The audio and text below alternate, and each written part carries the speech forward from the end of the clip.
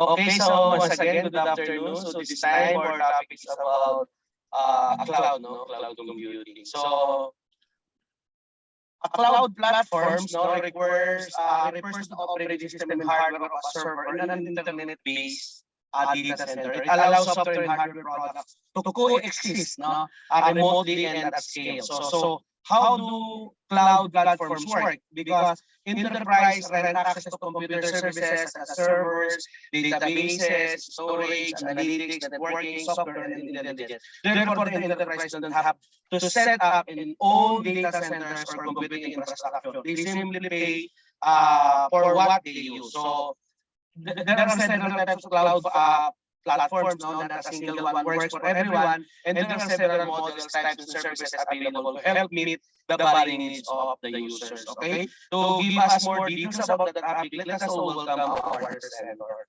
Go ahead, sir.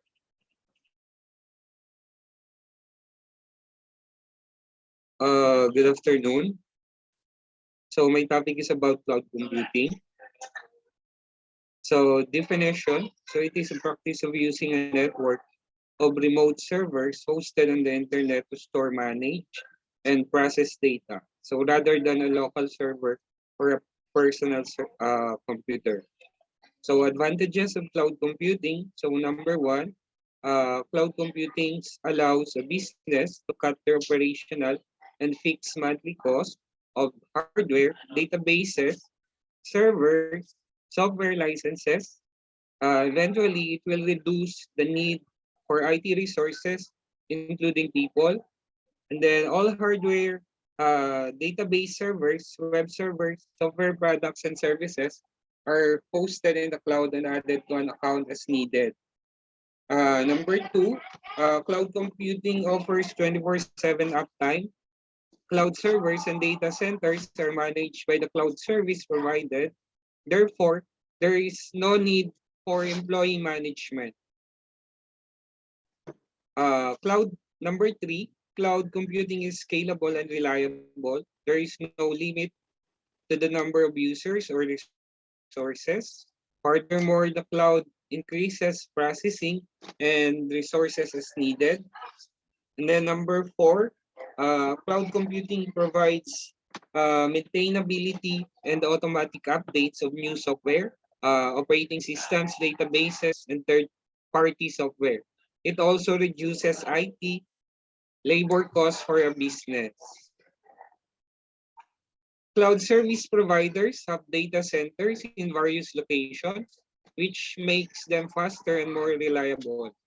Larger companies such as Microsoft and AWS even have data centers around the world. So data centers are placed in sa regions. So top three key players and their offerings in the cloud computing world. So we have the AWS, Azure, and Google Cloud. So last year, so yan yung year na kung kailan sila ni-launch. 2010 for Azure, Google Cloud for 2008, and then they have geographical regions which are ito yung mga data centers nila. They have 25 para sa AWS, 54 para sa Azure, and then 21 para sa Google Cloud. Availability zones, 78 for AWS, 140 countries for Azure, and 61 for Google Cloud. Key offerings, so usually some of the offerings are partly the same lang naman yung mga ino-offer nila, including yung mga blockchain, security, and then artificial intelligence. So same also na. Then yung mga compute, mobile, storage, databases. So annual revenue compared, so 35B and then 33B, 8B. So Microsoft Azure. So Microsoft Azure is a product made by Microsoft. So commonly referred to as Azure, is a cloud computing service created by Microsoft for building, testing, deploying, and managing applications and services to Microsoft Managed Data Center. So the popular services, so we have sa Azure, meron siyang virtual machines. Yung virtual machine na to, it is where we usually we use ng VM or virtual machine. So it is a cloud-based computer.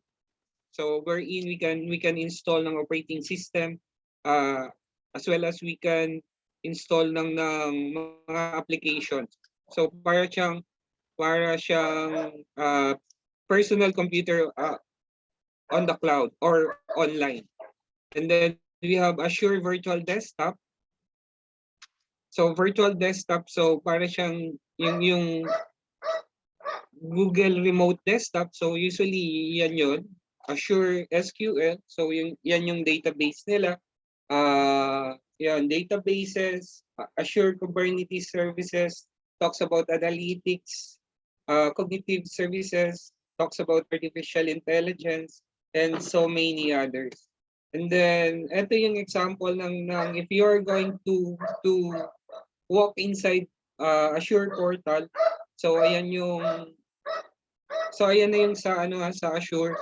So I have login using my credential, and then ayan yung mga resources. So ayan yung create a resource. So typically you're allowed to have a ito yung yes, ito yung portal ni Azure. So typically upon signing in, so makikita mo dyan, you can start with an Azure free trial, and then you can install ng database, and then you can look for doon sa left side sa panel niya, meron siyang home dashboard, and then ayan yung mga services offered, and then you can typically some ginagamit siya as virtual machines.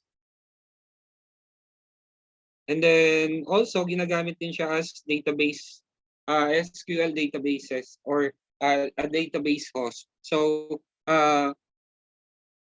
ayan lang siya. So every time you are going to install something dyan sa Azure portal na yan, so you will be charged. So yung charges niya will be meron siyang three na types of charges. So number one, yung you can charge your account for an hour. So hourly rate siya. Then meron ding monthly, and then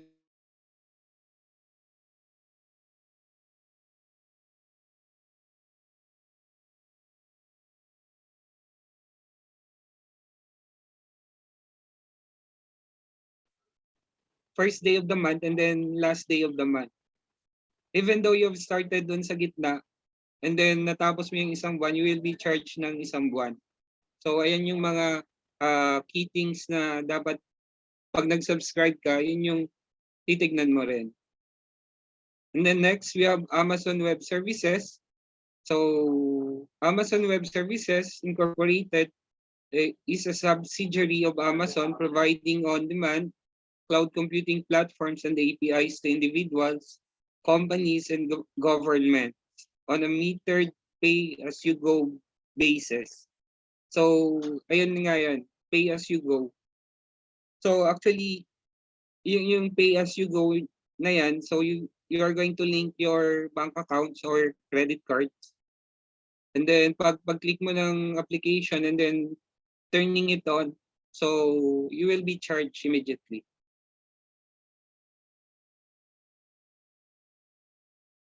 So ayan yung example ng AUS na website. And then ayan yung mga popular services nila, analytics, application, integration, business productivity, compute, containers, so on and so forth. And then eto naman, so I've tried logging in doon sa AUS services. So ayan, you can launch a virtual machine, pero pag-click mo kasi niyan, you will be magcha-charge siya kaagad. So ayan. So pwede ka mag-install lang ng depende doon sa kung ano yung gagawin mo. So Google Cloud Platform, of course, so ito, there are some na free siya using your Gmail, pero there are other features na you need to to sign up talaga sa kanilang platform na Google Cloud Platform.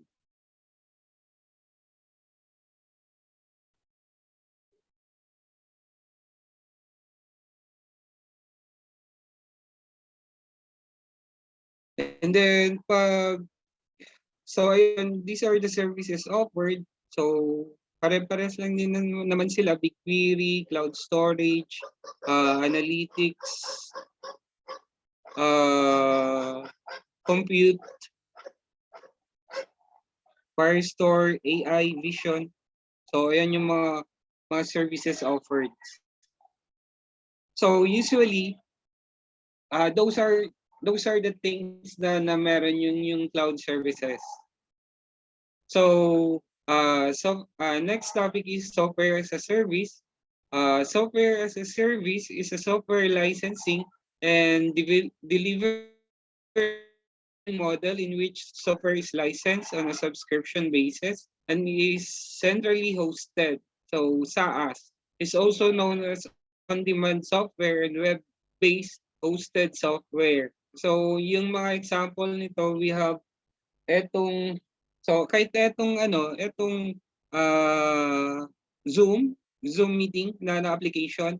So meron din siyang SaaS, meron siyang updates, and then typically yung most familiar dito sa software as a service yung Android Studio. So have you tried ng Android Studio? Every time you will download ng mga dependencies. So kailangan mo siyang i-download. Sometimes ayan yung nagiging problem ni SaaS. Yung downloading ng mga dependencies. Pero that's kung ano siya. Ayun yung behavior niya. Meron siyang mga auto-update, and then meron din siyang mga deprecation ng code. And then every time kung merong latest sa kanya, yung new, so every time yung iba auto-update na, yung iba naman is you need to update pa. And then history, so centralized hosting of business application dates back to the 1960s, starting in that decade. So IBM and other mainframe computer providers conducted a service bureau business, often referred to as time sharing or utility computing. Such services included offering computing power and database storage to banks and other large organizations from their worldwide data centers.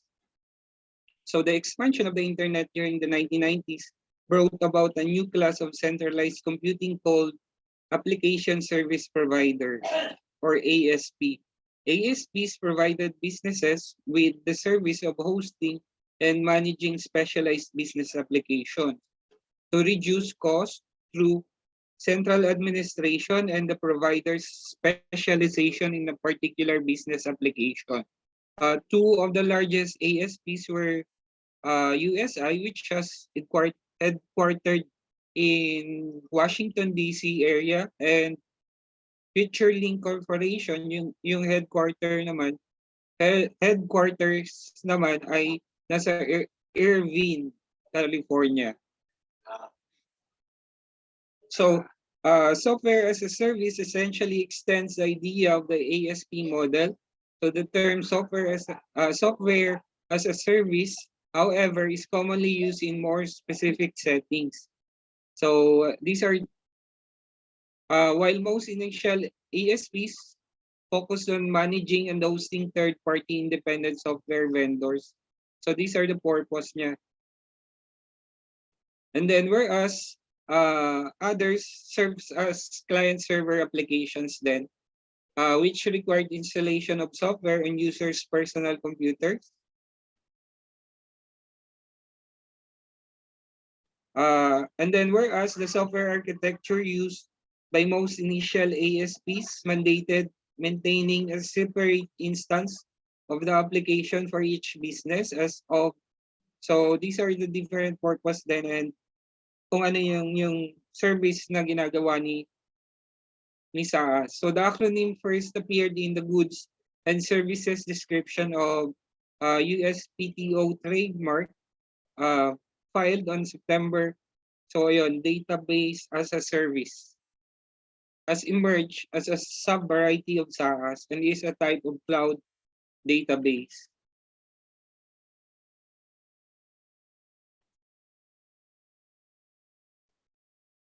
So and then network security naman. So sa network security, typically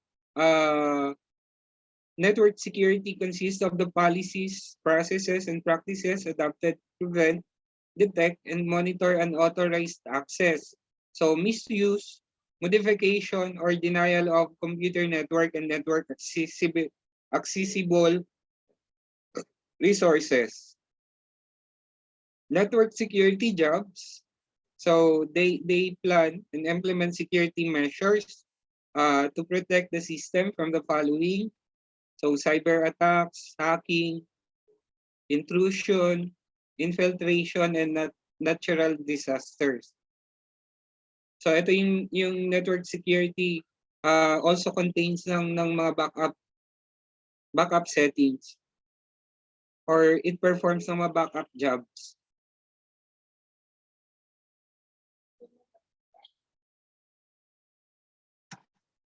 So network security in the cloud. So cloud network security is an area of cybersecurity focused on minimizing the chances that malicious actors can access, change, or destroy information on a public or private cloud network. Although the principles for securing cloud networks are similar to those for securing on-premises networks, unique aspects of cloud environments mean different tactics are required. So usually sa network security, pagdating doon sa sharing ng mga databases, especially doon sa cloud, usually nagre-require siya ng IP addresses, of course.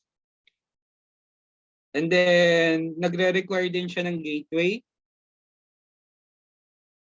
So yung gateway na yun, you're going to download ng gateway na para sa cloud.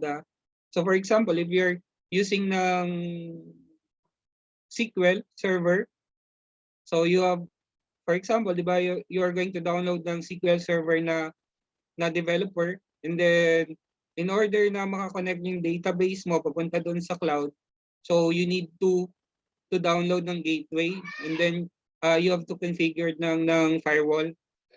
So usually ang ginagamit yung firewall is 443 for the web. So i-configure mo yon, and then you are going to connect ng on-prem database mo papunta doon sa cloud database. And then of course, you are going to do it ng vice versa. For example, ang database kasi sa cloud, wala siyang, so you cannot view ng mga tables, especially yung contents nila. What you're going to do is you're going to link nun sa SQL server na studio.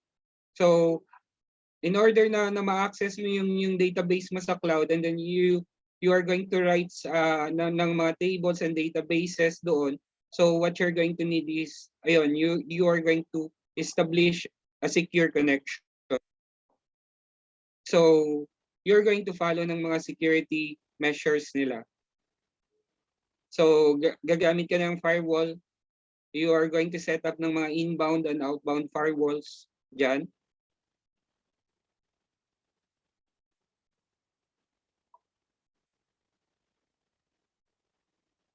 So it's a form of network security. And then, so typically, what is cryptography? So usually ito yung mga ginagamit na yung cryptography is used sa pagdating sa constructing ng mga certificates and private keys. So pagdating sa SSL, TLS, TLD, private key, and certificates. So usually, itong cryptography system na to or crypto system pala, so siya pa rin yung ginagamit. And then, meron siyang mga algorithms pa rin. What is a certificate authority? So CA. So a certificate authority is a trusted entity that issues secure sockets layer SSL certificates. So these digital certificates, so ayan, you can construct ng CA by using ng mga application din. Yan yung sinasabing self-signed certificates. Or you can purchase online naman para mabigyan ka ng public key. And then yung certificate, so ginagamit siya sa mga secure, usually sa HTTPS, di ba? When you're going to construct ng ayun, hypertext transfer protocol secure, so you need to get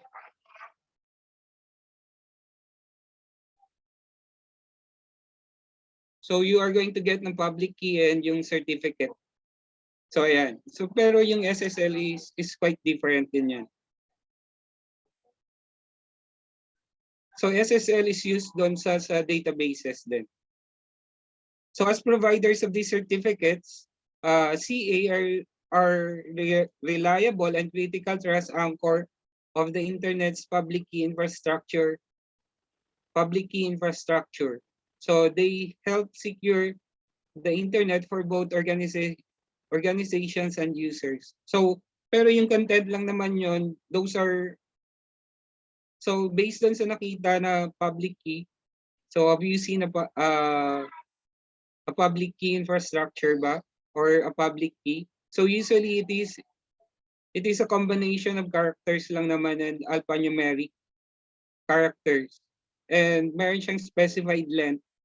So meron siya, yung iba aabot ng thousands. So siguro mga ano siya, mga 2,000 to 3,600 characters combination. Ayun lang naman yun. Pero these are generated randomly.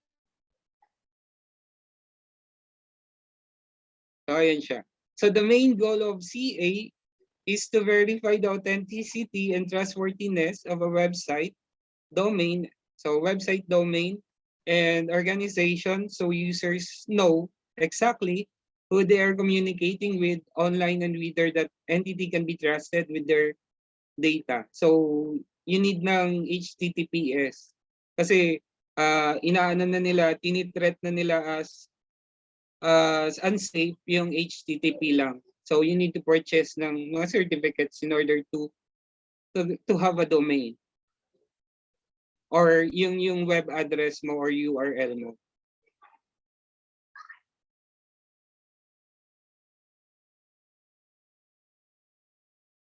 So when a CA issues a digital certificate for a website, users know they are connected with an official website, not a fake or spoof website created by a hacker to steal their information or money.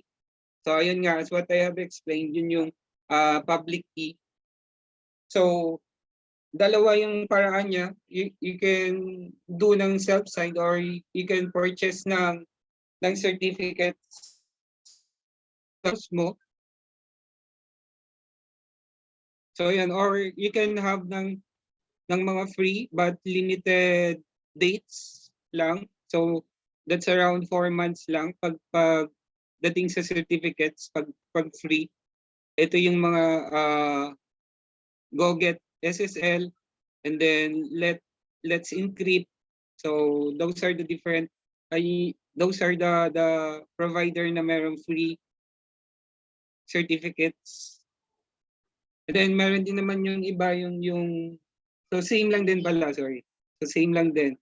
Pag nag-generate ka ng certificate online, so limited din yun doon sa mga free. So usually dalawa yung ibibigay, sometimes tatlo pala, sorry. Tatlo yung ibibigay niyang details.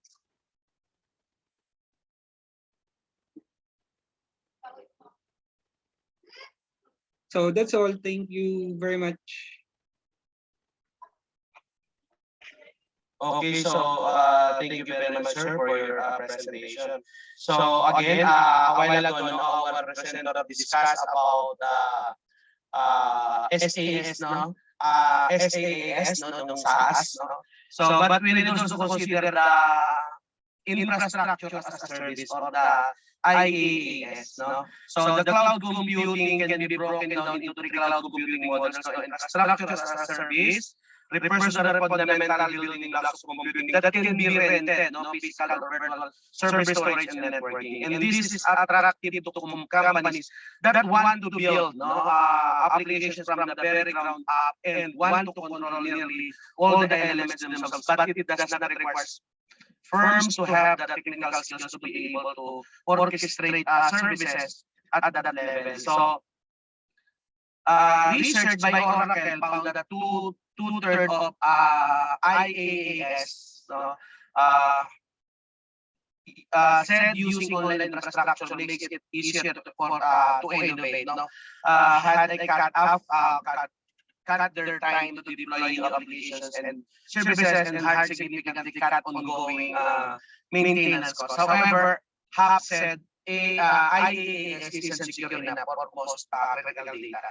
So another, of course, as additional for the IaaS at SaaS is the platform as a service, no, the PaaS, no. This will be the next layer up, no, as well as the underlying storage, networking and virtual servers, no. This will also include the tools and software that developers need to build applications on top of that could include middleware, database management, operating systems, and of course the development tool, no. Inside platforms as a service, of course, what they are and why they matter. So a while ago, no, our presenter mentioned about the SaaS, no. It is the delivery of applications as a service. So probably the version of cloud computing that most people are used to to a day-to-day basis. Now, the underlying hardware of the operating system is irrelevant to the end users who will access the service by a web browser or app. It is open both on a peer set or peer user basis. No? According to the research, of course, it will remain the dominant cloud computing model in the medium-term accounting of two-thirds of all public cloud spending in 2017, which will only drop slightly to just under 60% in 2021. So SaaS spending is made up of applications and system infrastructure software, and IGC said that spending will be dominated by application purchases, which will make up more than half of public cloud spending through 2018. So customer relationship management or the CRM application, enterprise resource management of the ARM applications will count for more than 60% of all cloud application spending through to 2021. So the variety of applications delivered by SaaS is huge. From CRM such as Salesforce through the Microsoft Office 365. Again, we need to understand that the exact benefits will vary of the cloud computing to the type of cloud service being used. But fundamentally, using cloud services means companies that having to buy or maintain their own computing infrastructure. So no more buyers, no more buying servers, updating application or operating system, or decommissioning and disposing of hardware or software when it is out of date, as it is all taken care of by the supplier. For commodity applications such as email, it can make sense to switch to a cloud provider rather than rely on the in-house skills. Because a company that is specialized in running and securing the services is likely to have better skills and more experienced staff than a small business could afford to hire. So cloud services may be able to deliver a more secure and efficient service to end users. So using cloud services means companies can move faster on projects and tests out concept without lengthy procurement and big upfront cost because firms only pay for the resources they consume. And this concept of business agility is often mentioned by cloud advocates as a key benefit. The ability to spin up new services without the time and effort associated with traditional IT procurement should mean that it is easier to get going with new application faster. And if a new application turns out to be wildly popular, the aesthetic nature of the cloud means it is easier to scale it up fast. So for organizations with an application that has big peaks in usage, for example, that it only used at a particular time of the week or year, it may make financial sense to have it hosted in the cloud rather than have dedicated hardware and software laying idle for much of the time. No, moving to a cloud-hosted applications for services like email or CRM, no, could remove avoided and internal IT staff. And if such applications don't generate much competitive advantage, there will be little other impact. Moving to a services model also moves spending from CapEx to OpEx, which may be useful for some companies. So when you consider the business community is ultimate killer application, for cloud, of course, supercomputer is now to whom takes cloud, no? And again, in every technology, we're always has a advantages and disadvantages. No? Cloud computing is necessarily cheaper than other forms of computing, just as renting is not always cheaper than buying it in the long term. If an application has a regular and predictable requirement for computing services, it may be more economical to provide that service in-house. So some companies may be reluctant to host sensitive data in a service that is also used by rivals. So moving to SaaS application may also mean you are using the same application as a rival, which you make it hard to create any competitive advantage if that application is core to your business. So when it may be easy to start using a new cloud application, migrating existing data or apps to the cloud may be much more complicated and expensive. And it seems there is now something of a shortage in cloud skills with staff, with DevOps and multi-cloud monitoring and management, knowledge in particular, short supply. So in one recent report, a significant proportion of experienced cloud users said that they thought upfront migration costs ultimately outweigh the long-term saving created by AIaaS.